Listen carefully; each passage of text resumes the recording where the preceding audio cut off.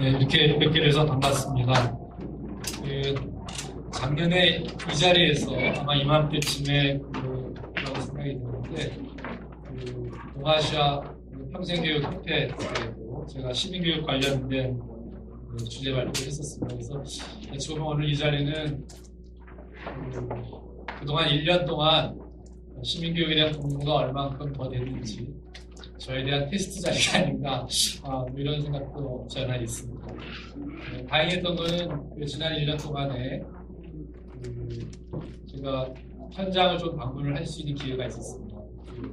제가 살고 있는 제주도 강정 마을의 해군기지 건설, 그리고 또 경남 밀양 송전탑 건설 과정에서 그 지역 주민들이 어떤 생각들을 하고 있고 어떻게 변화되어 갔는가 하는 것을 관찰할 수가 있어서 오늘 평생학습과 시민성이라는 주제로 이렇게 말씀드릴 때 많이 좀 참고해서 말씀드리려고 합니다. 평생학습과 시민성이라는 주제를 어떻게 할까, 다룰까 생각을 했었는데, 처음 이야기는 이미 앞에 박인주 교수님께서 왜 우리가 시민성 교육을 해야 하는가 를 충분히 설명을 해주셔서 그분은 생략하고 넘어가도록 하겠습니다.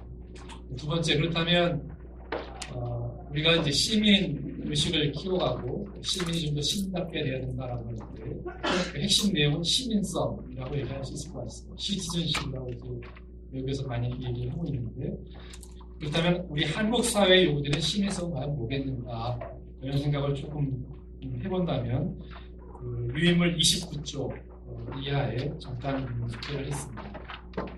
크게 이제 4가지를 말씀드리려고 하는데, 특별히 제가 강조하고 싶은 것은 아까 참여라는 말도 굉장히 강조를 했습니다. 참여하는 시민의 중요성을 얘기했습니다만, 저는 그것이 지역사회 안에서 이루어졌으면 좋겠다. 그래서 지역사회 시민이라는 말을 썼고, 지역사회 시민으로서 필요한 시민성을 한 4가지 정도 이렇게 소개를 했습니다. 첫째는 정치, 경제, 사회 및 문화 등 사회 제 영역에서 배제되어 왔던 개인이나 집단이 국가 권력, 제도, 관행, 문화 등의 차별과 폭력에 저항할 수 있는 주체적 자세를 갖춘 일이다. 이렇게 말씀을 드렸습니다.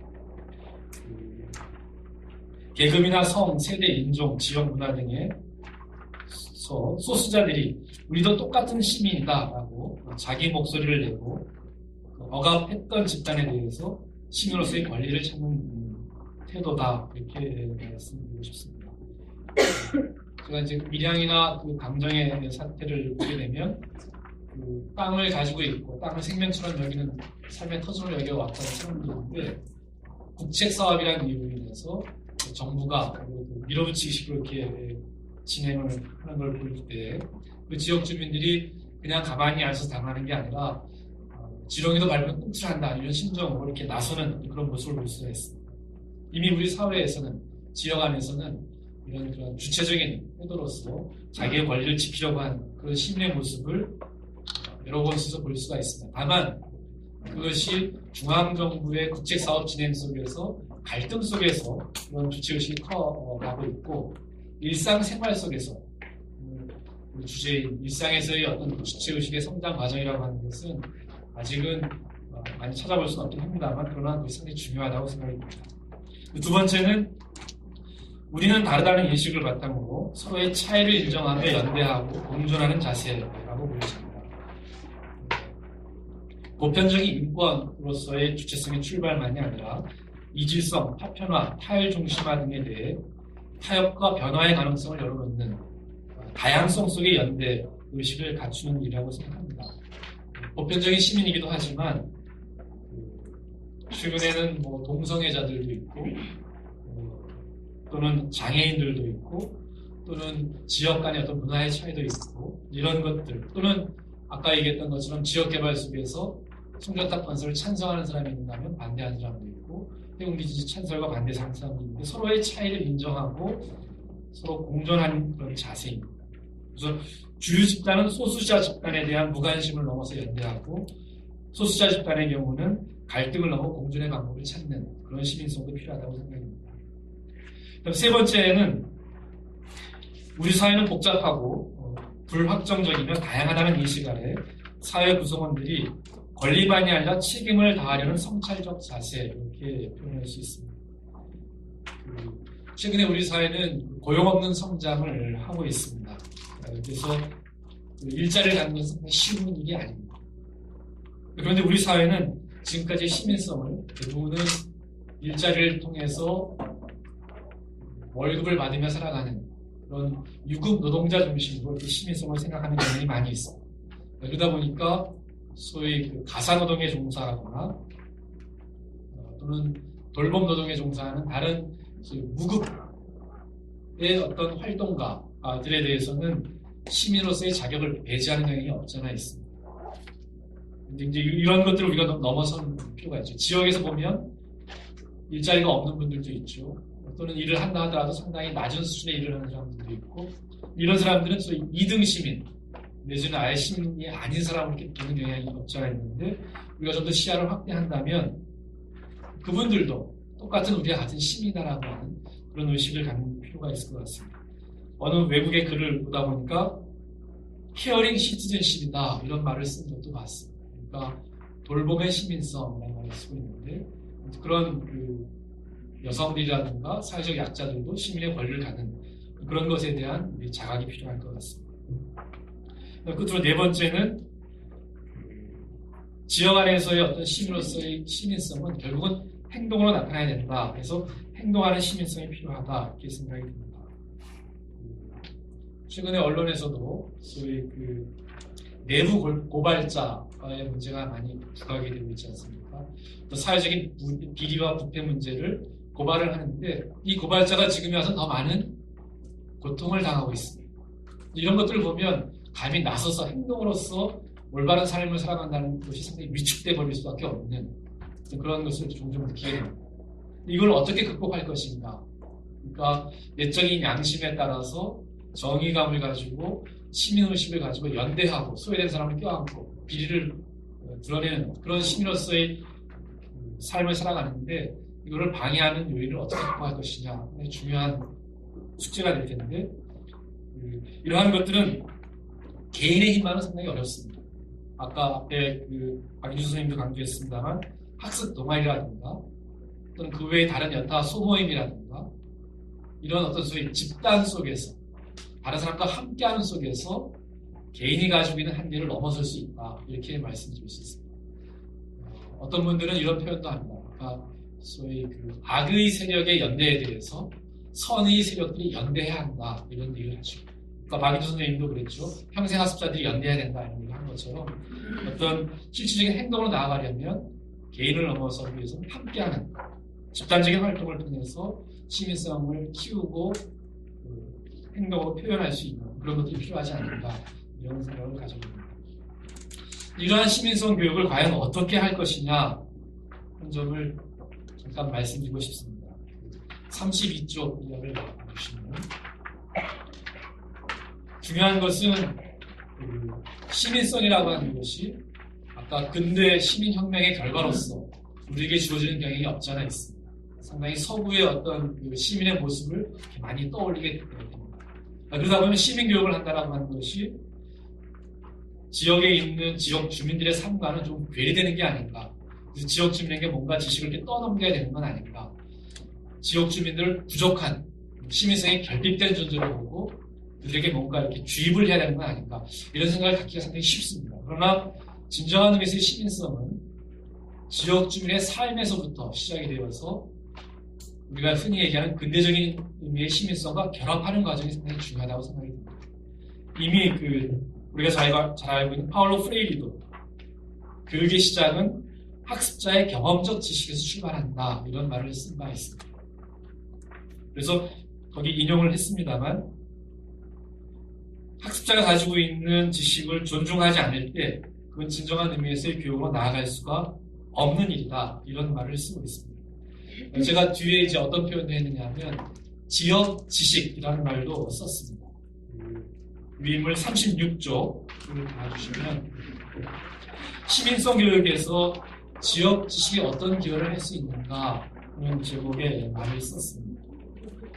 그러니까 되면 제가 이제 관찰한 사례를 말씀드리자면 밀양의 경우 지역 주민들이 국가 공권력에 대해서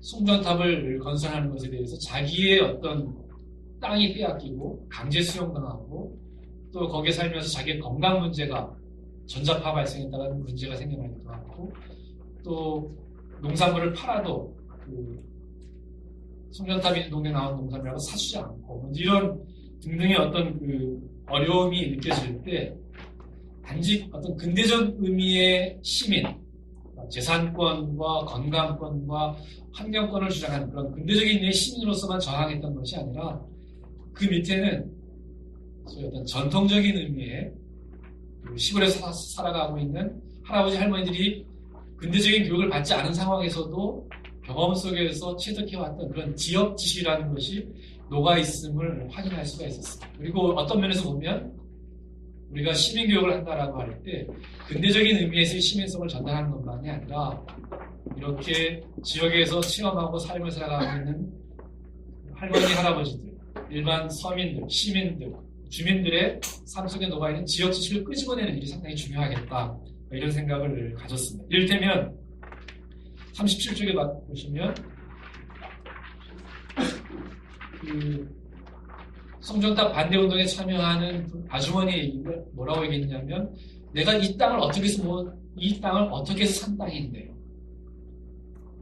돈이 없고 그래서 악착같이 모아서 돈을 모아가지고 땅을 샀고 그 땅에서 농사 지으면서 이제 뭔가 좀 떳떳하게 농사꾼으로 삶을 살아가려고 하는데 이 땅을 정부가 강제 수용하고 보상금도 쥐꼬리만밖에 안 주고 이걸 내가 어떻게 받아들일 수 있겠느냐 이런 얘기하는 걸 볼 수가 있고 또는 후손들에게 물려줄 산천충모입니다 이런 표현도 하고 그 땅에는 우리 조상들이 묘가 있는 땅이다 이렇게 얘기하면서 어쨌든 그 땅에 대한 그 지역 지식을 확인을 할 수가 있었습니다. 또 한 가지는 이 반대운동이 상당히 개인적인 이해관계에서 출발을 했는데 거기에 있던 어느 이치호 할아버지가 2012년 12월 16일 날 분신 자살을 하게 됩니다. 그리고 나서부터 밀양 주민들은 개인의 재산권이나 건강의 문제가 아니라 이거는 우리 마을의 문제다로 이렇게 인식하기 시작합니다. 가까이 지냈던 할아버지가 죽었는데 나 몰라고 가만히 있을 수 없다. 이 문제를 끝까지 해결하기 위해서 송전탑은 막아내야 되겠다라고 이렇게 똘똘 뭉쳐가는 그런 과정을 볼 수가 있습니다. 그리고 지금은 이제 거의 송전탑이 이제 다 들어서서 완공이 됐긴 했습니다만 지금도 거기에 있는 할머니 할아버지들은 송전탑 건설에 대한 반대 운동을 계속 해나가려고 합니다. 그런데 이미 송전탑이 들어서는데 어떻게 반대하는 거냐 이렇게 얘기하니까 거기 마을에 있는 약간 젊은 대책위원장, 마을 대책위원장이 송전탑 뽑아내기 운동이다 이런 표현을 합니다. 이미 들어선 송전탑은 막을 수는 없지만 들어선 송전탑을 나중에라도 뽑아냈으면 좋겠다. 동네 전봇대가 있는데 전봇대가 지중화되기도 하지 않습니까? 그러니까 이 마을 주민들은 이미 들어선 송전탑이긴 하지만 이거를 뽑아서 지중화하든 다른 방법을 찾을 수 있지 않겠는가 해서 지속적인 어떤 송전탑 반대 운동을 해나가는 걸 볼 수가 있습니다. 아마 거기에는 우리나라 에너지 정책에 대한 의식도 없지 않아 있는 것 같습니다. 그분 얘기로는 탈핵, 탈원자력 발전에 대한 이야기도 나옵니다. 근데 재미있는 거는 그분이 그 탈핵, 탈원자력 발전을 할머니들에게 설명을 하고 앞으로 이 송전탑 뽑아내기 운동을 계속합시다 라고 할 때 할머니들이 과연 어떻게 동의하고 따라오는가를 이렇게 살펴봤는데 거기서 아이디어가 나왔다고 합니다. 뭐냐 하면 밀양에서 나오는 밤하고 대추가 유명한데 이 밤하고 대추를 할머니들로부터 이렇게 모아가지고 그거를 포장을 해가지고 소위 송전탑 반대 운동에 동참하는 사람들에게 그걸 팔았다고 합니다. 시중에서 한 10,000원 하는 걸 한 20,000원 이렇게 팔았는데 2012년 제가 2013년 여름에 가 있으니까 2012년도에 800개 이상인가 팔았다고 합니다. 그래서 많은 소득이 들어와가지고 할머니들도 이게 송전탑 반대하는 것이 나에게 경제적인 손해가 아니라 나의 경제적인 이해관계와 맞물려 있구나 하는 생각을 갖기 시작을 했습니다. 그러니까 농사꾼으로서 농사 지으면서 경제적인 그 이익을 창출하는 일과 그다음에 우리나라 한국의 에너지 정책의 문제에 대한 문제 제기를 하고 장기적으로는 탈원자력 발전으로 가기 위한 그런 그 운동과 이것이 이제 결합이 되는 만남의 과정을 확인할 수가 있습니다. 그래서 그 일종의 어떤 분은 제가 거기 그런 표현도 있습니다. 컬처럴 하이브리드다. 문화적인 혼종이다. 그러니까 전통적인 지식하고 근대적인 신지식이 만나가지고 새로운 어떤 삶의 방식이 창출되어가는 그런 과정들을 확인할 수 있었습니다. 이런 지역에서의 어떤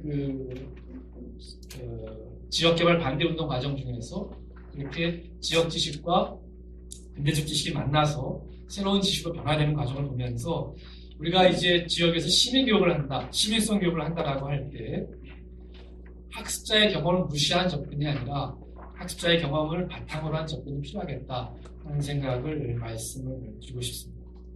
그리고 이러한 학습자의 지식에 바탕을 둔 그런 접근이 한편 더 나아가서는 학습자와 교수자 또 학습자 상호 간의 자유로운 의사소통도 역시 필요로 합니다. 아까 박인주 선생님께서 우리 사회에 토론의 문화가 없다 이런 점을 많이 강조하셨습니다. 정말 서로 의사소통하지 않고서는 앞으로 우리가 당면한 과제가 무엇이고 이걸 어떻게 극복할 것인지에 대해서 한계를 느낄 수밖에 없습니다. 그런 점에서 서로 합의하고 토론하는 그런 과정들이 많이 필요한데 송전탑, 밀양의 경우도 보면 그런 과정들을 많이 볼 수가 있습니다. 그리고 제가 이제 강정의 경우에도 그런 걸 많이 볼 수가 있었는데, 강정의 경우는 지역 주민이 뭐라고 표현됐었냐면, 우리가 소위 SNS죠. 카톡이니 뭐 이런 걸 좀 빨리 알았더라면, 이 사태를 많은 외부 사람들에게 알리고 서로 힘을 모을 수 있었는데, 그런 정보가 부족했다. 이런 그 아쉬움을 토로하는 걸 볼 수가 있었고, 또 어떤 사태가 벌어질 때마다 마을 주민들이 모여가지고 토론하면서 앞으로 이 현안을 어떻게 극복할 거냐라고 하는 지역 주민들의 어떤 대책위원회 활동들을 상시화하는 어떤 그런 모습을 볼 수가 있었습니다. 그리고 이제 밀양 같은 경우는 최근에 와서 어떤 경우가 있냐면 밀양의 송전탑이 들어서면서 밀양만이 아니라 삼척, 거창 이런 지역으로 이렇게 우리나라의 송전탑 문제가 이렇게 확장이 되어가고 있습니다. 그래서 밀양 주민들이 중심이 되어가지고 전국 송전탑 반대 네트워크, 전송맵이라는 것을 만들어가지고 보니까 밴드, 카톡을 만들어가지고 서로 이렇게 의사소통하는 그런 모습을 볼 수가 있습니다. 그래서 끊임없이 자기 지역의 문제이긴 하지만 또 자기 지역 밖에서 다른 우리와 유사한 그 문제를 가지고 있는 집단과 소통할 수 있는 그런 장치를 계속 만들어가는 그런 것들을 이렇게 볼 수가 있습니다. 이런 것들이 시민성 학습의 그 과정 속에서 상당히 중요한 토대가 되지 않는가 하는 생각을 가져보게 됩니다. 어쨌든 그래서 그런 지역 지식, 학습자의 경험에 바탕을 두고 또 그 학습자 간에 또 학습자와 교육자 간에 서로 소통할 수 있는 그런 구조를 만들어가는 것들이 시민성 학습에 상당히 중요하겠다 이렇게 말씀드립니다. 근데 이제 제가 말씀드린 것은 어떻게 보면 상당히 이런 프로그램 속에서 이런 평생 학습원이라든가 아니면 다른 지자체 주민자치센터라든가 이런 데서 할 수 있기보다는 현장 속에서 할 수 있는 어떤 그런 것이어서 약간은 조금 우리가 평생학습원에서 과연 무엇을 어떻게 할 것이냐에 대한 구체적인 답을 하는 데 있어서 좀 한계가 없지 않아 있을 것 같습니다. 그렇긴 하지만 시사하는 바도 있으리라고 생각이 듭니다. 그러니까 일반 교실 안에서 시민교육 프로그램을 진행한다 하더라도 그 프로그램으로 끝나는 것이 아니라 지역 주민의 현실적 삶과의 관계 속에서 늘 그 프로그램이 진행이 되고 이슈가 제기가 되고 서로 토론할 수 있는 그런 시민성 교육으로 가야 되지 않겠는가 하는 점을 좀 강조해서 말씀드리고자 합니다. 네. 시간이 많이 좀 줄어들어서 이걸로 발표를 마치도록 하겠습니다. 감사합니다.